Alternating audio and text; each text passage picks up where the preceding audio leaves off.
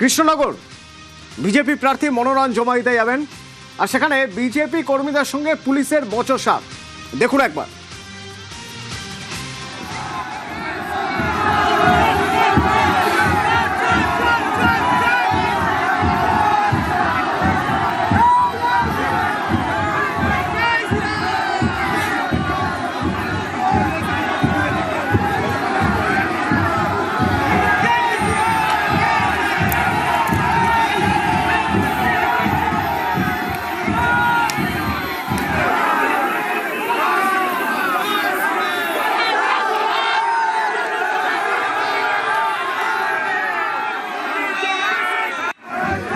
Nomination দিতে যাচ্ছেন, সেখানে পুলিশের সঙ্গে বচসা, স্লোগান, কেন, কি হয়েছিল?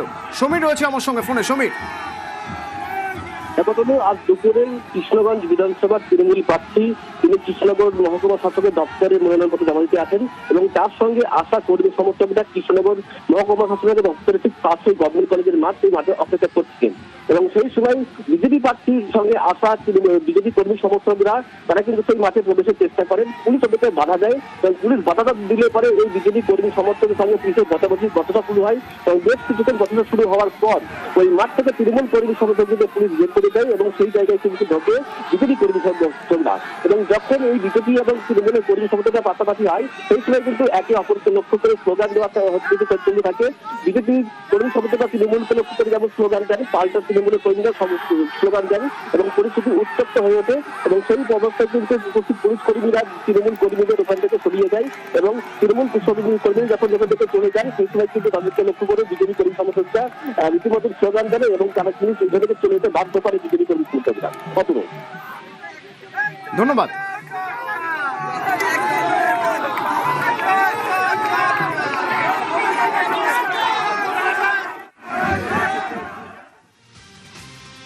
উত্তেজনা পানিহাটিতে, কেননা বিজেপি প্রার্থী ও কর্মীদের উপর চড়াও হওয়ার অভিযোগ স্থানীয় মহিলাদের বিরুদ্ধে।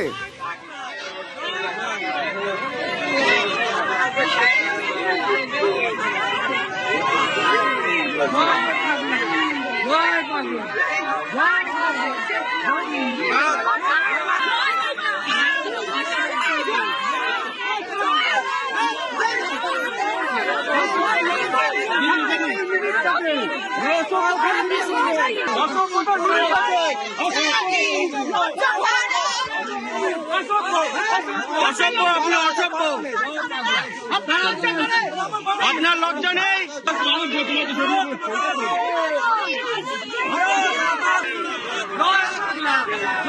সুবীর আমার সঙ্গে আছে। সুবীর, স্থানীয় মহিলাদের এই ক্ষোভ কেন?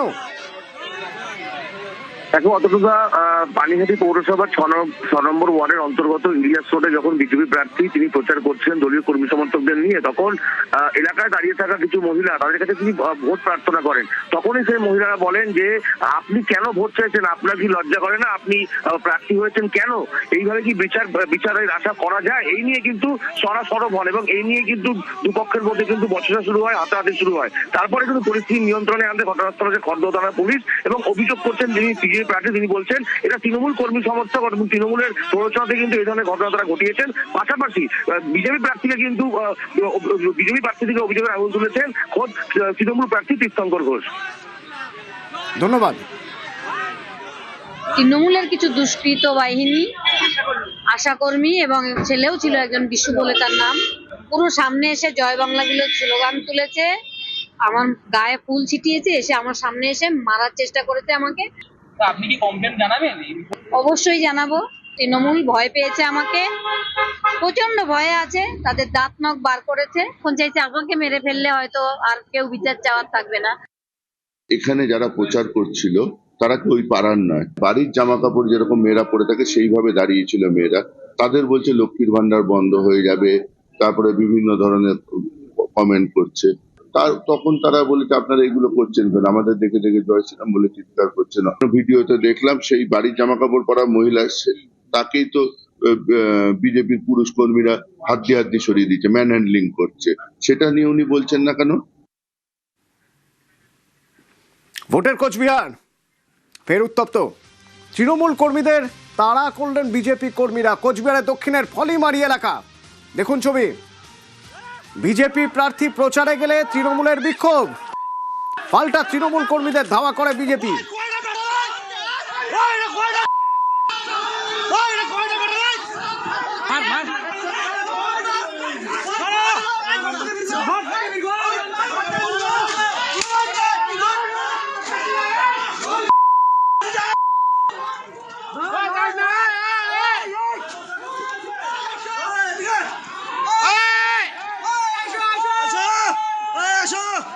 বলাস কেন এখন?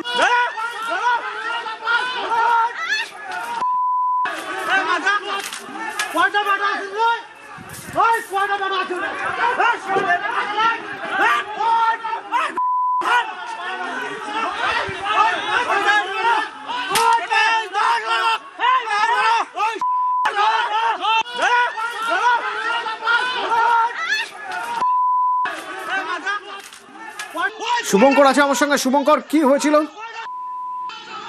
তুমি দেখো, তোমাকে জানিয়ে রাখি, কোচবিহার দক্ষিণ বিধানসভা কেন্দ্রের বিজেপি প্রার্থী রতীন্দ্রনাথ ঘোষ আজ খড়িমারি গ্রামে ভোট প্রচারে গিয়েছিলেন। সে সময়ই কিছু তৃণমূল কর্মী কালো পতাকা নিয়ে বিক্ষোভ দেখানোর পরিকল্পনা এবং গো ব্যাক স্লোগান দেওয়ার জন্য জড়ো হয়েছিলেন।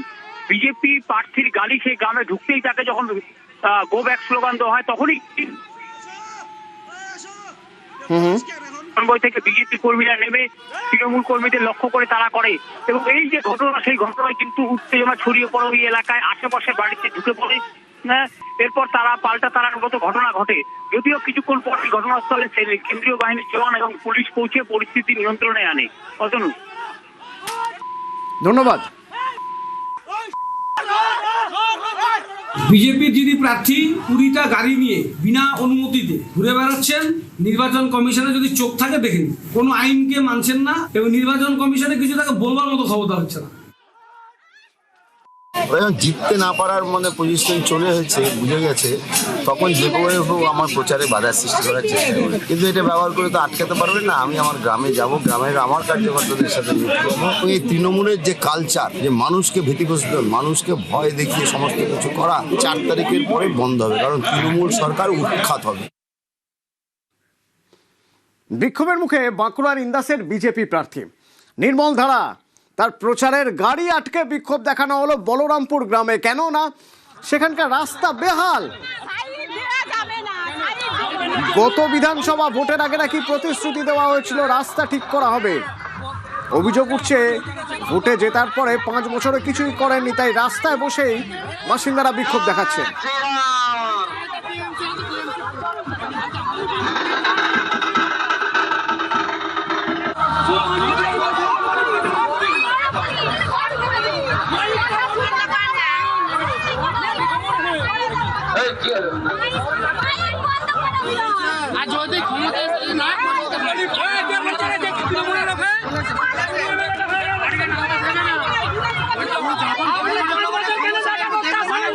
বছর বিধায়ক হয়ে আছেন নির্মল ধারা। এখানে বিধায়ক এসে আমাদের কোনদিন 5 বছরের মধ্যে একদিন এইদিকে আসেনি। সেই দাবি নিয়ে এখানে দাঁড়াইছিলাম। বিধায়ক আবার নামবেন নিয়ে এখান থেকে গাড়ি থেকে উল্টো পাল্টা কথা বলছে, ওই জয় শ্রীরাম করে চলে এলো। উনি বলছেন আমি গাড়ি থেকে নামবো নি, আপনারা যা ভালো বুঝবেন করবেন, গাড়ি জ্বালিয়ে দেবো, করবো সি করবো।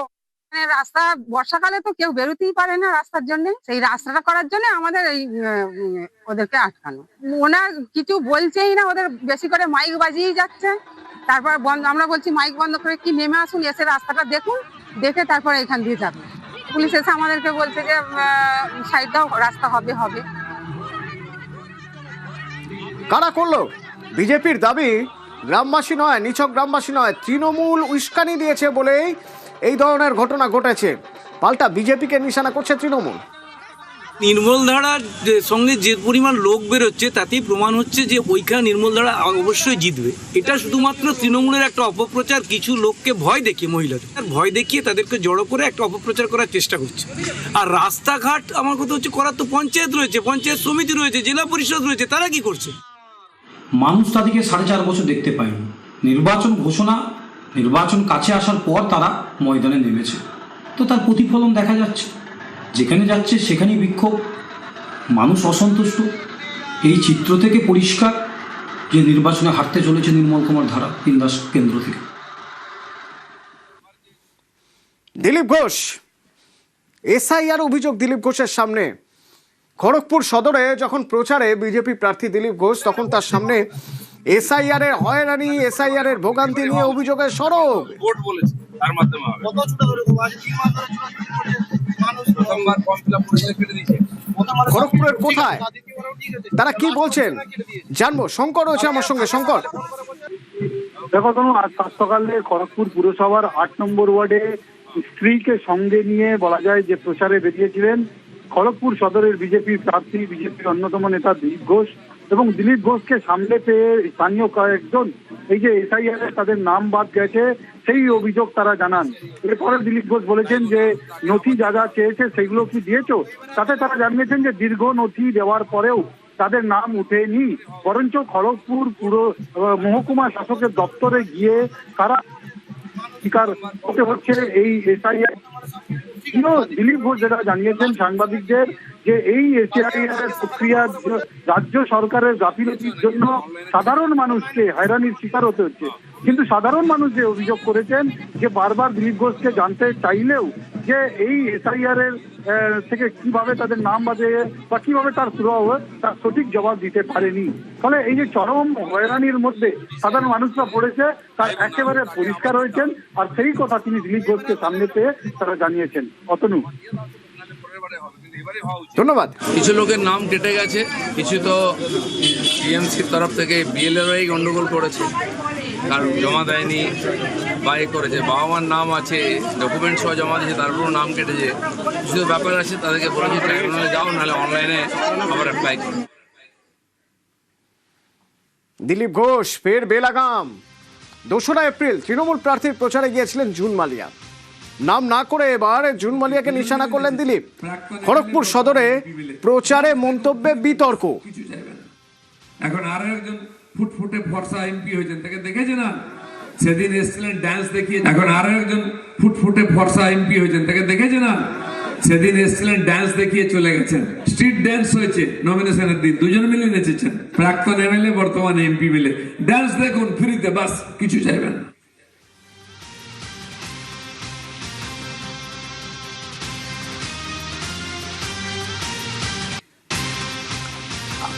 আর তার এই মন্তব্য নিয়ে তৃণমূল কি বলছে, অর্থাৎ তৃণমূল প্রার্থী খড়গপুর সদরের তৃণমূল প্রার্থী প্রদীপ সরকারের কি বক্তব্য।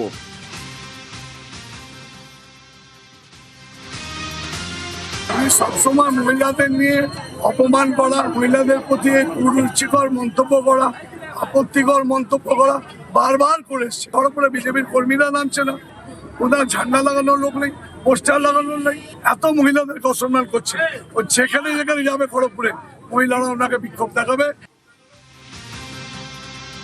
বারুইপুর পূর্ব তৃণমূল কর্মীদের সঙ্গে পুলিশের ধস্তাধস্তি। বারুইপুর এসডিও অফিসে মনোনয়ন জমা এবং সে সময় তৃণমূল প্রার্থী বিভাস সর্দারের মনোনয়ন জমার ঘিরেই বারুইপুরে উত্তেজনা ছড়িয়ে পড়ে।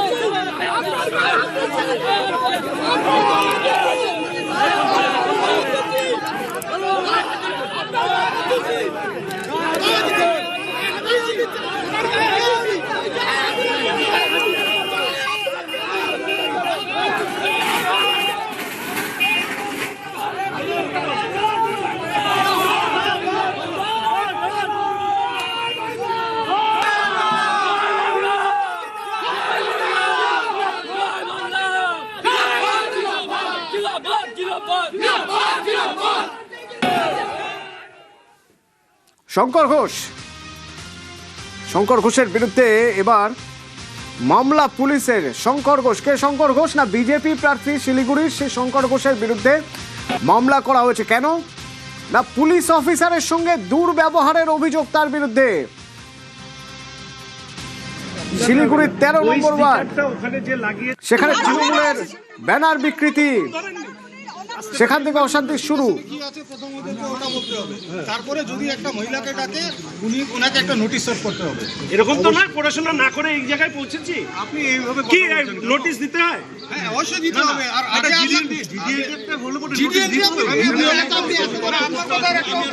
যেহেতু আপনি বলেছেন একটা সেটাও এনকোয়ারি করেছে, সেটাও ভিডিও ফুটেজ সংগ্রহ হয়েছে। ডাকা হচ্ছে নোটিশটা কোথায়? আমি তো আরে শুনুন উনি কি বলবো একটু ভালো না আমরাও তো একটু পড়াশোনা কমিশনে আছে বলুন। আমি পার্থপ্রতিম আছে আমার সঙ্গে। পার্থপ্রতিম, কি নিয়ে সমস্যা শুরু যার জন্য তার বিরুদ্ধে মামলা করা হলো? দেখো, ঘটনার সূত্রপাত গত 5ই এপ্রিল।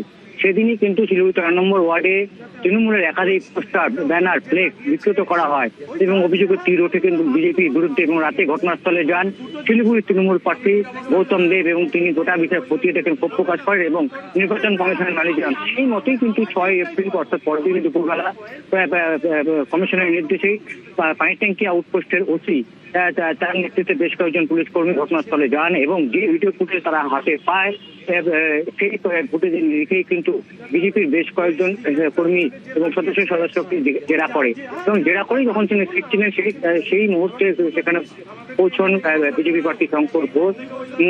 তখন কিন্তু এই পুলিশের সঙ্গে ধস্তাধস্তি এমন হয় এবং বচসায় জড়িয়ে পড়েন বিজেপি প্রার্থী এবং যে পুলিশের যেটা অভিযোগ বা দাবি যে বিজেপি প্রার্থী তাদের ধাক্কা দিয়েছে পুলিশ কর্তব্যরত তদন্তকারী পুলিশ কর্তাকে এবং দুর্ব্যবহার করেছে এবং কাজে বাধা দেওয়া হয়। সেই প্রেক্ষিতে কিন্তু এমনকি হুমকিও দেওয়া হয়, এমনটাই কিন্তু অভিযোগ দায়ের করেছেন সেই তদন্তকারী পুলিশ কর্তা।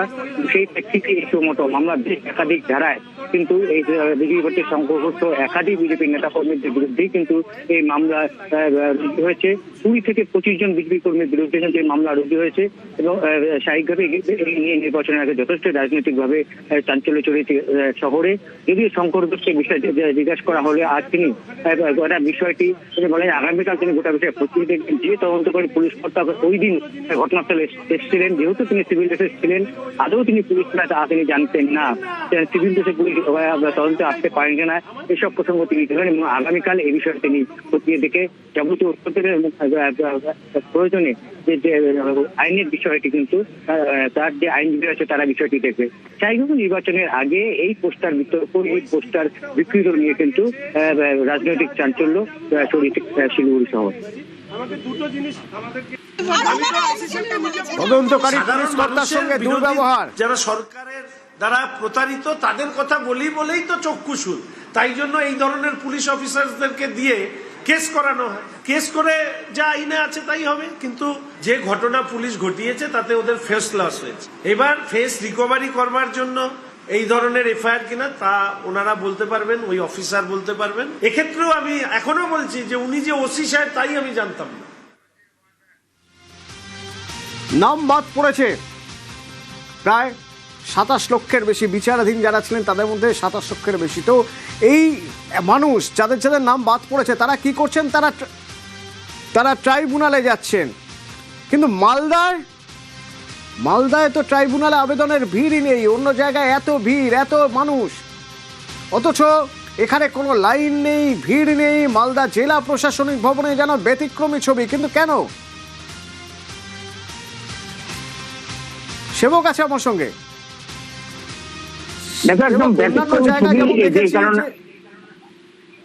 হ্যাঁ সেবক, একদমই। দেখো অতল ব্যতিক্রমী ছবি বলছি এই কারণে যে মালদাতে আমরা জানি মুর্শিদাবাদের পর মালদা জেলা যেখানে সবচেয়ে বেশি মানুষ অ্যাডজুডিকেশনের তালিকায় ছিলেন, প্রায় 8,28,000।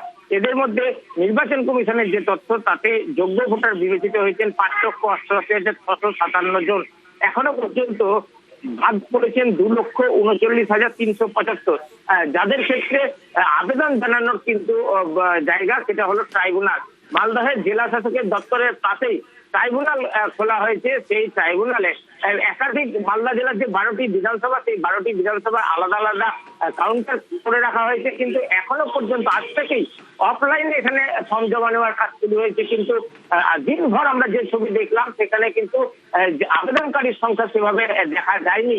অনেক আবেদনকারী বলছেন যে কোথায় আবেদন জানাতে হবে প্রকৃত তাদের কাছে কোনো সুস্পষ্ট ধারণা নেই, তারা জানতে অর্থাৎ নাম বাদ পড়েছে অনেকেরই, কিন্তু নাম বাদ পড়লে যে কোথায় আবেদন জানাবেন, কিভাবে আবেদন জানাবেন সেটাই জানা নেই, কারণ প্রচারই করা হয়নি, জানানোই হয়নি। অর্ধেক মানুষ জানেনই না কোথায় আবেদন করবেন। তাই দেখুন, অন্যান্য জায়গায় ট্রাইব্যুনালে যেমন ভিড়ে ভিড়াক্কার, এখানে তেমন ভিড় নেই। আমার ভোটার কার্ডের মানে ভোটার লিস্ট থেকে নামটা বাতিল হয়ে গেছে, ডিলিট হয়ে গেছে। আমার 2000 দিয়ে ভোট দিচ্ছি, কীভাবে কী করলো না করলো, আমরা তো ফর্ম ফিল আপ করে তো জমা করেছি। আমার বাড়ির ফ্যামিলির সবার এসছে, শুধু আমারটাই বাদ হয়ে গেছে। হ্যাঁ, হয়নি ধরতেই হচ্ছে, অফলাইনে অ্যাপ্লাই করলাম। ওদিকে জলপাইগুড়িতে স্ট্যাম্প পেপারের অভাব, চাহিদার তুলনায় যোগান কম, তাই ট্রাইব্যুনালে হলফনামা জমা দিতে গিয়ে মানুষ পড়ছেন সমস্যায়। 500 স্ট্যাম্প পেপার যোগান হলেও চাহিদা 1000-এরও বেশি। দূর দূরান্ত থেকে ট্রাইব্যুনালে এসে শেষমেশ ফিরতে হচ্ছে হয়রান হয়ে।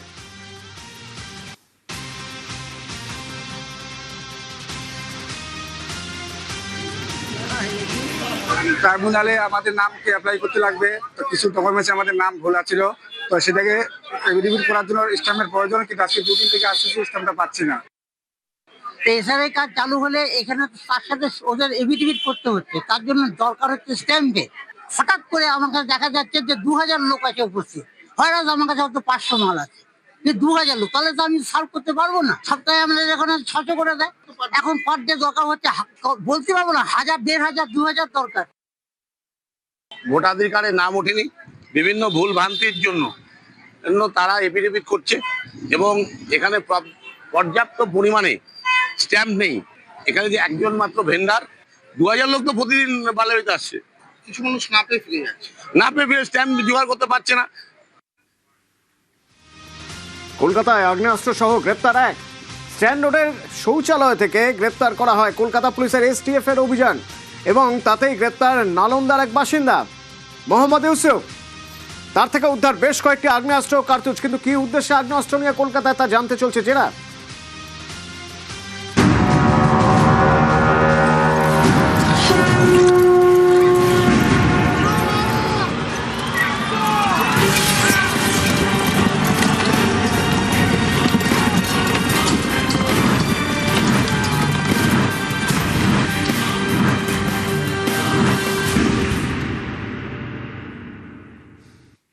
আবহাওয়ার খবরে নজর রাখা যাক, কারণ পশ্চিমী ঝঞ্ঝা কাটলেই এরপরে আবার শুরু হয়ে যাবে গরম। অর্থাৎ আগামী 24 ঘন্টা সব জেলায় বৃষ্টি তো হবেই, যেমন মুর্শিদাবাদ, বীরভূম, 2 বর্ধমান, বাঁকুড়ায়।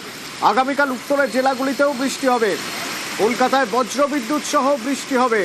তবে তার পরের দিন অর্থাৎ পরশু 10ই এপ্রিল থেকে তাপমাত্রা বাড়বে। আগামী 24 ঘন্টা পর্যন্ত পশ্চিমবঙ্গের সমস্ত রাজ্যেই বজ্রবিদ্যুৎ সহ বৃষ্টিপাতের সম্ভাবনা প্রায় সব জায়গাতেই রয়েছে। তার সঙ্গে দমকা হাওয়া এবং কালবৈশাখী হওয়ার সম্ভাবনা রয়েছে বিক্ষিপ্তভাবে। কোথাও কোথাও দমকা হাওয়ার গতিবেগ 60 থেকে 70 এবং 80 কিলোমিটার পর্যন্ত হতে পারে। তার সঙ্গে সঙ্গে দক্ষিণবঙ্গের কিছু জেলায় ভারী বৃষ্টিও হতে পারে এবং শিলাবৃষ্টিও সম্ভাবনা রয়েছে। আগামীকাল দুপুরের পর থেকে কমে যাওয়ার সম্ভাবনা রয়েছে। মূলত দক্ষিণবঙ্গে 10 তারিখ থেকে বেশিরভাগ জায়গাতেই শুষ্ক আবহাওয়া থাকবে। অকেশনালি দমকা হাওয়া হওয়ার সম্ভাবনা রয়েছে, তার জন্যে মৎস্যজীবীদের পশ্চিমবঙ্গের উপকূলে যাওয়ার জন্য মানা করা হয়েছে 24 ঘন্টা পর্যন্ত। কালকের পর থেকে তাপমাত্রা ধীরে ধীরে বাড়বে এবং তার 4 থেকে 6 ডিগ্রি পর্যন্ত বিভিন্ন জেলাতে বাড়ার সম্ভাবনা রয়েছে। উত্তরবঙ্গের ক্ষেত্রে আগামী 24 ঘন্টায় প্রায় সমস্ত জেলাতেই বৃষ্টিপাত, বজ্রবিদ্যুৎ সহ হওয়ার সম্ভাবনা, তার সঙ্গে দমকা হওয়ার সম্ভাবনা রয়েছে 50 থেকে 60 কিলোমিটার পর্যন্ত। আর শিলাবৃষ্টির সম্ভাবনা রয়েছে দার্জিলিং, কালিম্পংয়ে। ভারী বর্ষণের সম্ভাবনা রয়েছে জলপাইগুড়ি, আলিপুরদুয়ারে। উত্তরবঙ্গের উপরের জেলাগুলোতে, মানে আমাদের সিকিমের সীমান্তবর্তী এলাকায় দার্জিলিং, জলপাইগুড়ি, কালিম্পং এইসব জেলাগুলোতে বিক্ষিপ্তভাবে 1-2 জায়গা করে বৃষ্টিপাত 10, 11, 12 এবং তারপরে কন্টিনিউ করবে। বাকি জেলাগুলোতে মূলত শুষ্ক আবহাওয়া থাকবে।